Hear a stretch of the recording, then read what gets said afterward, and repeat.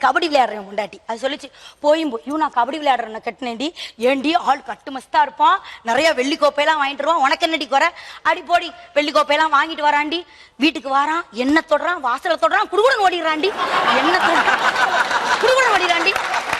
அடுத்த வருஷம் நான் ஓம்பாடாது பரவாயில்லடி நான் ஒரு பழம் விற்கிறவனை கட்டிக்கிட்டேன்டி ஏன்டி பழம் 50 ரூபாய்க்கு வாங்கி 100 ரூபாய்க்கு விற்கிறான் எம்பிட்டு லாபம்லாம் இருக்குடி ஃபர்ஸ்ட் நைட் அன்னைக்கு ஆரம்பிச்சிட்டாண்டி 100 ரூபாய்க்கு 4 பழம் 100 ரூபாய்க்கு 4 பழம் ஏங்கிட்டே இருக்கிறாண்டி